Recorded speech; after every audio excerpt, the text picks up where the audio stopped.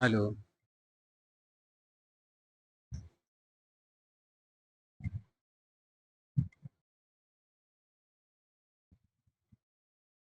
Hello, नमस्कार। कैसे हैं आप लोग?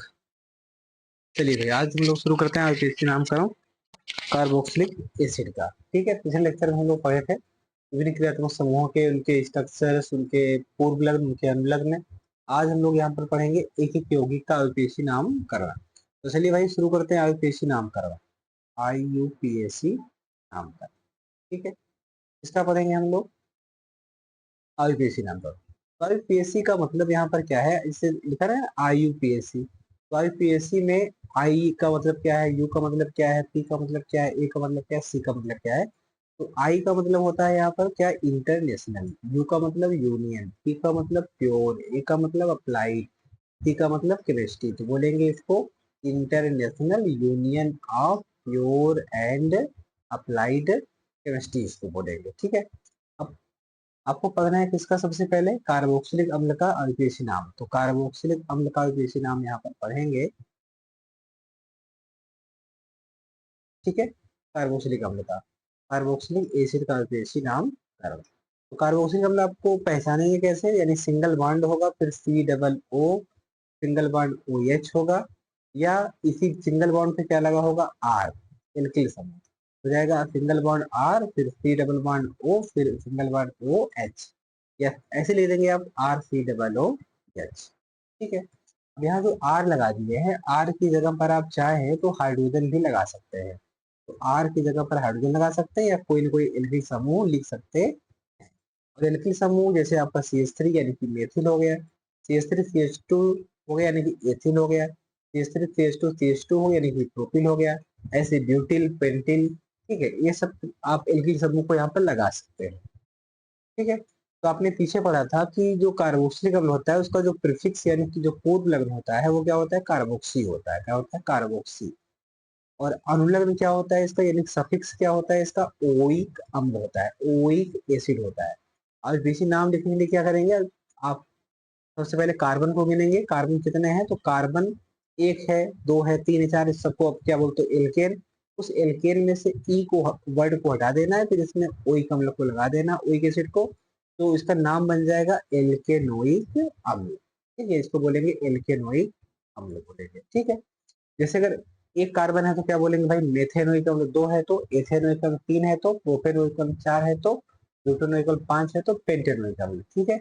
इस तरीके से आप नाम लिख सकते हो, जैसे मैंने यहाँ बताया आपको कि सबसे COOH में आपने क्या लगा दिया, COOH में आपने लगा दिया हाइड्रोजन, हो जाएगा यहाँ पर सबसे सिंपल कार्बोक्सिलिक अम्ल, यानी कि इसका नाम होता है वैसे फॉर्मिक अम्ल। सिंपल नाम क्या होता है, फॉर्मिक अम्ल। तो दूसरे में CH3 है, फिर यहाँ पर COOH, यानी कि इसमें आपने मेथिल समूह लगा दिया, इसमें आपने CH3 यानी कि एथिल समूह लगा दिया। इसमें आपने क्या किया कि भाई प्रोपिल समूह लगा दिया COOH में।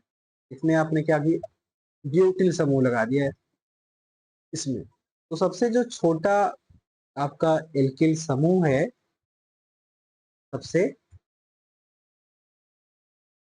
छोटा वाला, ठीक, यानी कि ये वाला, तो उसका एक कार्बन है। आप देखो उसमें एक कार्बन है तो नाम हो जाएगा मेथेन, मेथेन से हो जाएगा मेथेनोइक अम्ल। दो कार्बन होगा तो एथेन बोलते हैं, एथेन से बन जाएगा एथेनोइक अम्ल, इसको वैसे बोलते हैं एसिटिक अम्ल। इसमें तीन कार्बन दिखाई दे रहे हैं तो वैसे साधारण नाम में होता है प्रोपियोनिक अम्ल।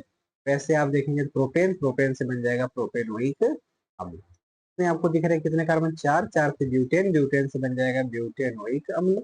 इसमें दिख रहे हैं पांच कार्बन, पांच से क्या हो जाएगा, पेंटेनोइक अम्ल। ठीक है।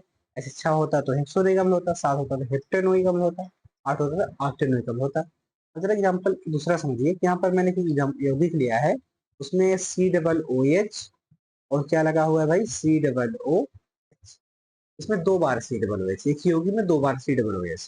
तो इसको कैसे, इसका वैसे नाम क्या होता है, ऑक्सैलिक। अब इसका नाम होता है ऑक्सैलिक। अब इसका आप आईपीसी नाम पर कैसे करेंगे, ठीक है, कैसे करेंगे। तो यहाँ पर तो कार्बन नंबर एक ये है, कार्बन नंबर दो ये है, दो कार्बन है, इसको बोलते, दो के लिए बोलेंगे एथेन। कार्बन नंबर एक पर, दो पर, यानी कि वन और टू पर क्या है, दो बार है COOH, तो दो बार हम लिखेंगे डाई, फिर लिख देंगे ओइक, अम्ल नाम हो जाएगा एथेन, और 1,2-डाइओइक अम्ल इसका नाम हो जाएगा। ठीक है, यहाँ तक किसी कोई समस्या? चलिए नेक्स्ट लोग चलते हैं। तो जैसे वही फिर हमने लिया है यहाँ पर, तो ऑक्सैलिक अम्ल है ये, इसका अल्केसी नाम लिखा एथेन 1,2-डाइओइक अम्ल। अब इसमें देखिए COOH तो 2 बार है, लेकिन यहाँ बीच में आ गया है CH2, इसका नाम होता है वैसे मैलोनिक अम्ल। और कार्बन नंबर 1 सबसे ऊपर वाला और सबसे नीचे वाला 3, तो 3 कार्बन है तो बोलेंगे प्रोपेन, और 1 नंबर पर 3 नंबर पर क्या है, ओइक अम्ल है, तो 2 है तो डाई, फिर ओइक अम्ल।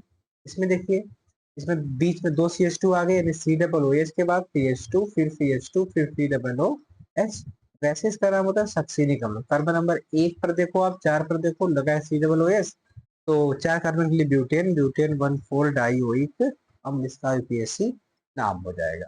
ऐसे ही नेक्स्ट एग्जांपल की तरफ हम लोग बढ़े, अगर देखें इसमें है कुल मिलाकर के 5 कार्बन, यानी COOH के बाद 1 2 3 क्या लगा हुआ है CH2, फिर COOH, वैसे बोलते हैं ग्लूटैरिक एसिड।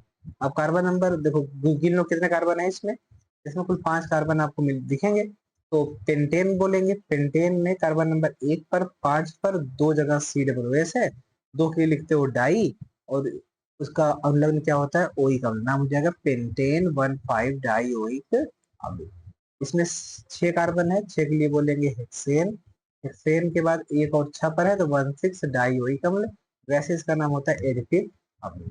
इसमें 7 कार्बन है, 7 के लिए बोलेंगे हेप्टेन, 1 पर है 7 पर है, 2 बार है तो डाई क्या है, ओइक अम्ल, वैसे इसका नाम क्या होता है, पिमेलिक अम्ल। ठीक है, पिमेलिक अम्ल। नोट में मैंने आपको बताया कि जैसे अगर कोई साइक्लिक कंपाउंड है, तो साइक्लिक कंपाउंड का कैसे लिखेंगे, बेसिक नाम पर, तो साइक्लिक कंपाउंड में COOH लगा हुआ है, सबसे पहले क्या लिखेंगे, रिंग का नाम, रिंग है आपके साइक्लोप्रोपेन, फिर पूरा का पूरा आप लोग को लिखना पड़ेगा कार्बोक्सिलिक एसिड या कार्बोक्सिलिक अम्ल, सिंपल सा है। इसमें देखिए 6 कार्बन की रिंग है, तो ये है साइक्लोहेक्सेन, तो बाद में क्या ले देंगे, कार्बोक्सिलिक अम्ल, बड़ा आसान है।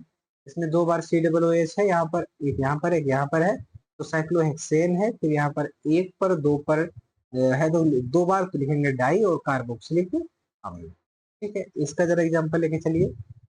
यहाँ पर मैं यहाँ पर आपको बताने की कोशिश की है कि अगर किसी यौगिक में 2 से अधिक COOH है, किसी यौगिक में 2 से अधिक क्या है, COOH, तो जैसे एक बार यहाँ, एक बार यहाँ, एक बार यहाँ, ठीक है, तो 3 बार हो गए, तो उस टाइम आप क्या करोगे कि COOH वाले कार्बन की गिनती नहीं करोगे, उसकी काउंटिंग नहीं करेंगे, तो आपने काउंटिंग कर ली इसकी 1, इसकी कर ली 2, इसकी कर ली 3, तो 1 पर और 2 पर 3 पर यहाँ पर क्या लगे हुए हैं, COOH, तो 3 कार्बन है लिखेंगे प्रोपेन, 1 पर है 2 पर है 3, 1 2 3 ट्राई, 3 बार तो ट्राई, क्या लिखेंगे, कार्बोक्सिलिक अम्ल। ठीक है, उसके बाद इसमें देखिए जरा, आपने लिखा CH3, फिर CH2, फिर CH, फिर CH2, फिर COOH, यहाँ पर आपने CH से जोड़ दिया CH3, तो यहाँ इसका नाम क्या हो जाएगा, इसका नाम हो जाएगा कि गिनती कहाँ से मैंने कहा था आप करेंगे, गिनती आप करेंगे तो क्रियात्मक समूह से,